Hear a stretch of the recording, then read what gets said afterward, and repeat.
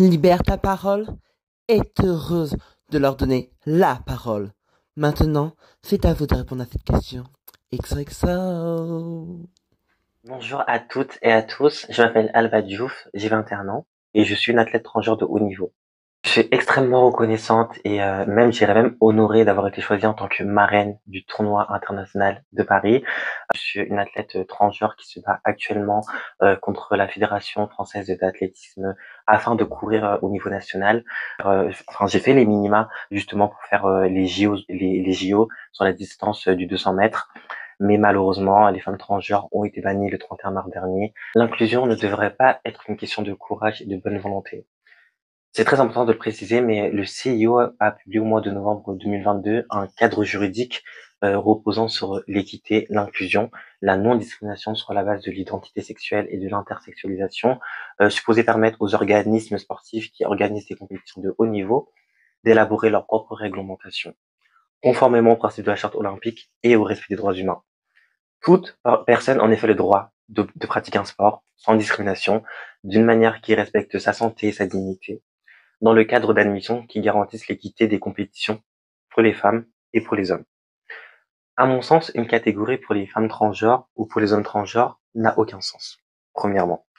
Si on part du principe qu'une femme transgenre qui décide de transitionner, c'est-à-dire qui prend des hormones, qui va faire changer sa pièce d'identité, qui est du sexe féminin, administrativement, juridiquement, etc., est une femme. Donc, elle a la légitimité de courir avec les femmes. Pour moi, ça n'a aucun sens de créer une troisième catégorie. Premièrement, je vais prendre mon cas personnellement. Je suis la seule femme transgenre dans le domaine de l'athlétisme actuellement. Pourquoi on va créer une catégorie seulement pour moi? Je vais courir contre qui? Ça n'a aucun sens. Les femmes transgenres sont des femmes. Elles doivent concourir avec des femmes, sous certaines conditions, bien évidemment. Avoir suivi un traitement hormonal. On peut revenir à la réglementation de World Athletic, qui a décidé, avant le bannissement des femmes transgenres, les femmes transgenres étaient autorisées à courir sous certaines conditions, maintenir leur taux de testostérone en dessous de 5 nanomoles sur une période de 1 an. On peut revenir à cette base-là. Les femmes transgenres qui respectent ces bases-là peuvent concourir avec les femmes, tout simplement. Mais une troisième catégorie n'a aucun sens. Après, on va faire quoi? Une catégorie pour les personnes grandes, une catégorie pour les personnes petites, une catégorie pour les personnes qui font 50 kilos, une catégorie pour les personnes qui font 60 kilos. Je rigole parce que pour moi, ça me semble tellement ridicule. Et faut qu'on avance dans une dynamique d'inclusion et d'équité. Nous sommes déjà violentés, discriminés du fait que nous avons décidé de vivre notre propre vérité en tant que femmes transgenres. Nous méritons de concourir dans la catégorie qui est la nôtre, dans la catégorie de femmes.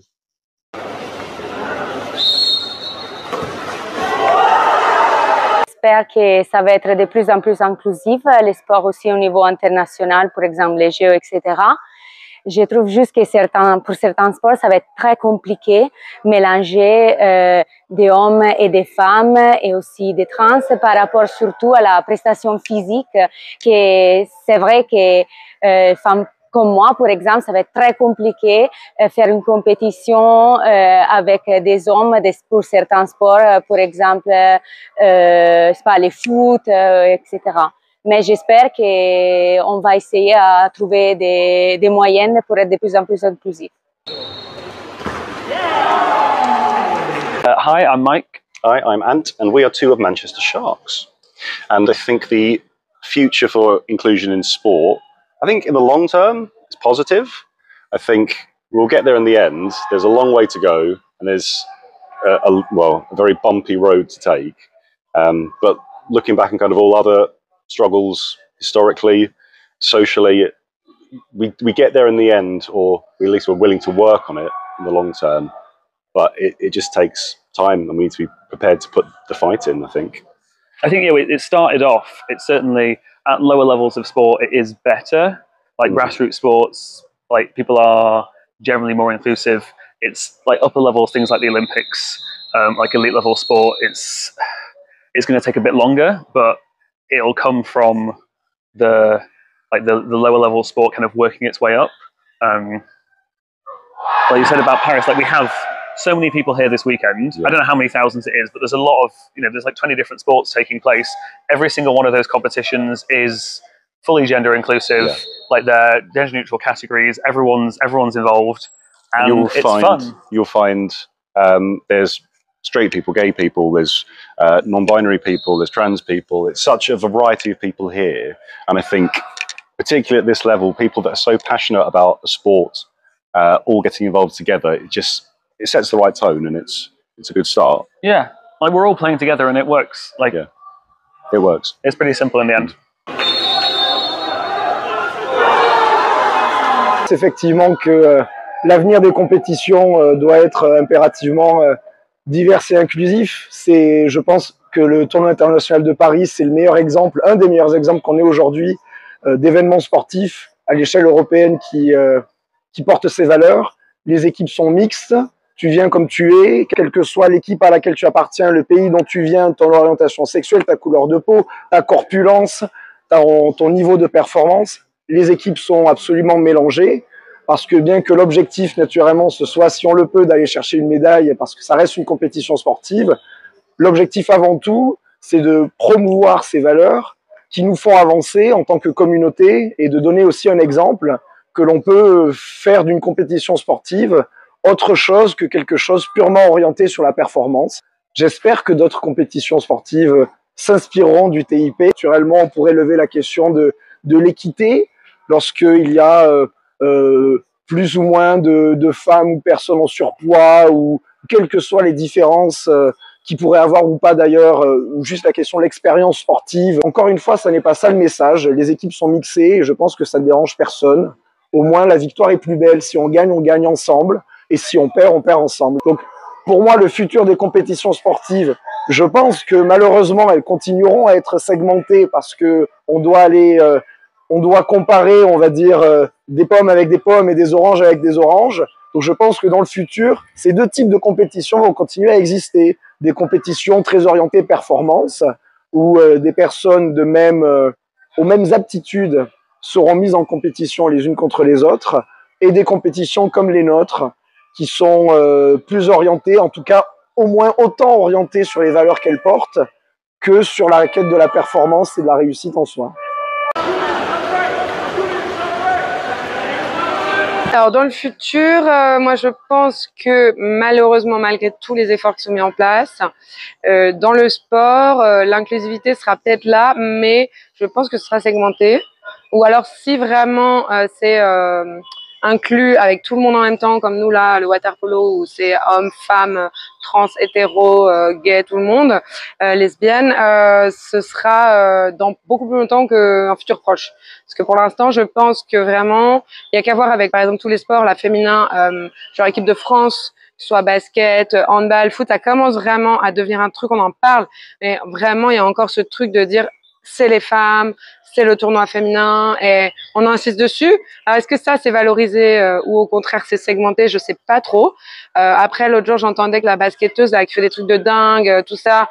Encore une fois, elle a un salaire qui est quand même genre tellement plus bas que le basketteur français qui aussi fait des trucs de dingue. Donc là-dessus, de toute façon, clairement, il y a encore un gros travail. Après, déjà, si ça existe, c'est pas mal.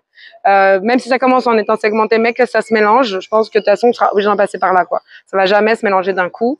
Parce que en plus il y a les personnes qui pensent que c'est difficile en fait, que juste simplement t'es une fille, t'es moins forte qu'un garçon, ou les trans on sait pas, du coup on se dit on les met dans quelle catégorie parce qu'on crée pas encore juste pas de catégorie quoi, juste des équipes. Nous c'est ce qu'on fait là, heureusement c'est super. Voilà, donc moi vraiment j'y crois, mais à mon avis ça va vraiment être step by step et je pense que ça va mettre un peu de temps et effectivement il faut que les équipes, voilà, qu'il y ait les financements soient, peut-être que ça fasse des vases communicants. Après, quand on commence à élargir quoi les différentes, catégories. Voilà mon point de vue sur la question. Pour moi, l'avenir des compétitions sportives doit se diversifier et pas uniquement être axé sur la performance.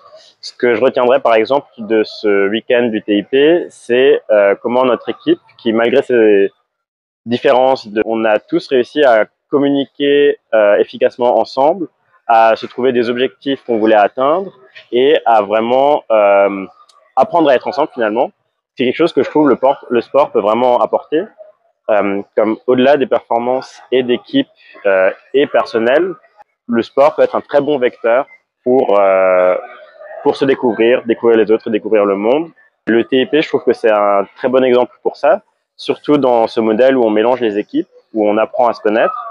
Et bien sûr, ce n'est pas parfait et ça ne sera sans doute jamais parfait. Je pense que c'est vraiment intéressant de de faciliter, disons, cet accès au sport pour tout le monde. C'est pas quelque chose qui recrée juste les structures qu'on connaît déjà et les dynamiques qu'on connaît déjà. Qu'on ait des espaces qui permettent à toutes les communautés de s'intersecter, de créer des interactions, mais aussi au-delà de ça, du coup, de promouvoir des valeurs comme l'équité, l'égalité des chances, toutes ces choses-là, parce que je pense que le meilleur moyen de comprendre les différentes problématiques de société, c'est de côtoyer des autres gens. Et donc, par exemple, quelqu'un avec qui je vais parler de racisme dans le sport à un tournoi comme ça, au détour d'une boisson, enfin, bon, c'est un sujet un peu lourd, mais ça arrive parfois. Peut-être qu'elle sera sensibilisée sur ce sujet et elle en apprendra plus. Donc, je pense que c'est extrêmement important de créer des espaces comme ça, mais aussi de les nourrir et de toujours les améliorer. 6 ans que je fais du water polo et il y a vraiment aussi, par exemple, un aspect d'appréciation intergénérationnelle, dans le sens où on voit tout ce que les gens avant nous ont mis en place pour créer ces espaces pour eux, mais aussi ce que les nouvelles personnes qui arrivent ramènent comme nouvelles idées, comme problématiques qu'on n'avait pas abordées, comme nouveaux angles, comme nouveaux points de vue. Donc pour moi, c'est important de ne pas rester sur nos acquis, de continuer à avancer, de vraiment nourrir ces endroits et d'en créer de nouveaux, parce qu'aucun endroit ne sera jamais parfait et il faut que tout le monde puisse s'y retrouver. Je vous demande d'accueillir Miss Trans Global, s'il vous plaît. Elle va faire un petit mot. Allez, Miss Trans Global! Bonsoir tout le monde. Certains me connaissent, d'autres non, c'est normal. On parle pas assez de moi. Je suis fière d'être la première femme transgenre à avoir réussi à avoir un titre international.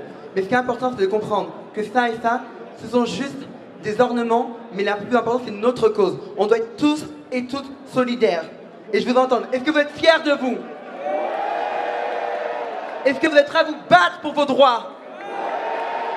Pour protéger nos droits ici, mais protéger nos droits à l'international aussi. Et surtout, on ne sait pas ce que demain sera, mais soyez solidaires. Comme le tournoi international de Paris, ce sont des valeurs d'inclusion, des valeurs de sororité. Donc soyez fiers, soyez solidaires, et nous irons tous ensemble loin.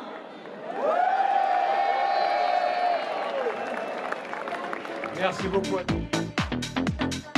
Tout le monde, hétéro ou pas, on peut faire du sport et c'est pas notre sexualité qui joue sur le sport. C'est bien de montrer que même dans le sport aujourd'hui, on doit être solidaire, valoriser tous les corps et montrer que c'est l'unité qui prime avant tout. Le sport doit être du plaisir, l'unité, de l'amour.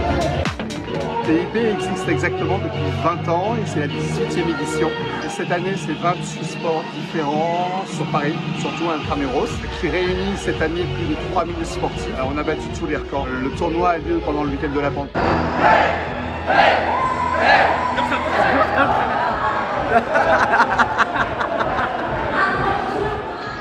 Encore merci pour tous ces témoignages et j'espère qu'on a pu répondre ensemble à cette question.